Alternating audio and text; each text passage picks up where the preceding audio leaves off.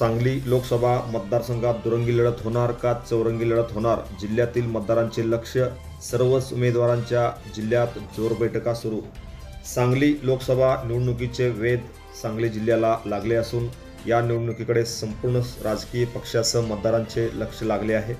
या निवडणुकीत महायुती, विकास आघाडी, स्वाभिमानी शेतकरी संघटना व डबल केसरी चंद्रहार पाटील यांनी आपल्या हालचाली गतिमान केल्या आहेत.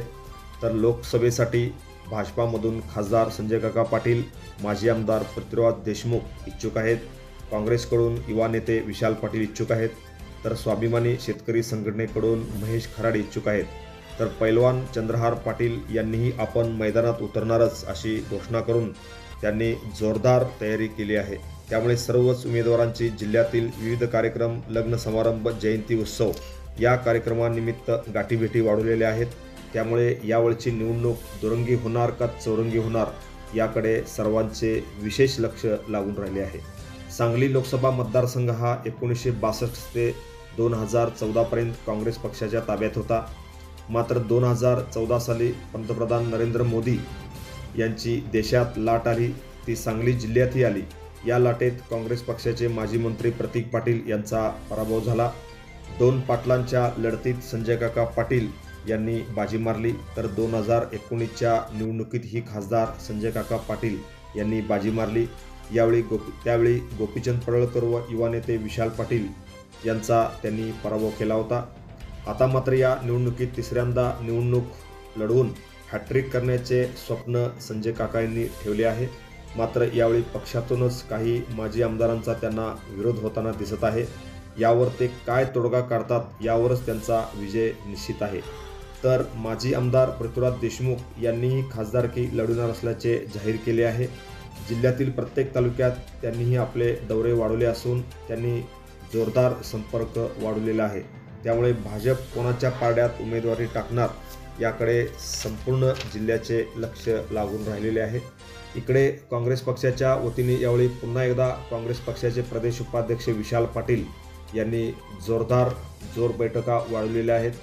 कोणत्याही परिस्थितीत आपण यावेळी काँग्रेस पक्षाच्या वतीने उमेदवारी दाखल करून मैदान मारणारच असा निर्धार त्यांनी व्यक्त केला आहे. जिल्ह्यातील मिरज, कवठेमंकाळ, जत तालुक्यात त्यांनी आपला दौरा वाढवला असून सर्वत्र संपर्क ठेवलेला आहे.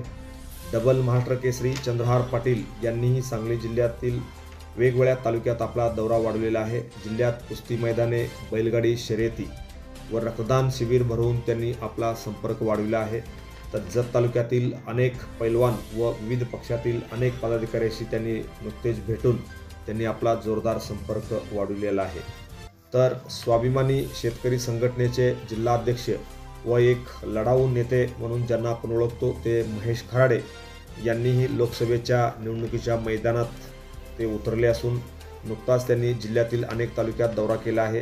कोणत्याही परिस्थितीत आपण लोकसभा निवडणूक लढवणार असल्याचे त्यांनी जाहीर केले असून त्यांनी जोरदार तयारी केल्याचे दिसून येते. त्यांनी प्रत्येक तालुक्यात आपला संपर्क वाढवलेला आहे. उसाला दर, बेदाण्याला, द्राक्षाला दर मिळावा यासाठी गेल्या अनेक वर्षापासून त्यांचा संघर्ष सुरू आहे. तसेच त्यांनी संपूर्ण तालुक्यातील वेगवेगळ्या शेतकऱ्याशी वैयक्तिक घरी जाऊन त्यांनी भेटीगाठी वाढवलेल्या आहेत. त्यामुळे शेतकरी वर्गातून त्यांच्या नावाशी जोरदार चर्चा होताना दिसत आहे. एकंदरीत यावेळच्या लोकसभा निवडणुकीची रणधुमाळी मात्र जोरदार रंगणार असून सांगली लोकसभा मतदारसंघात यावेळी दुरंगी लढत होणार का चौरंगी लढत होणार याकडे संपूर्ण मतदारासह विविध पक्षाचे लक्ष लागून राहिले आहे. मात्र सर्वच उमेदवारांनी आता जिल्ह्यात जोर बैठका वाढवलेल्या आहेत. Press the bell icon on the video and never miss another update.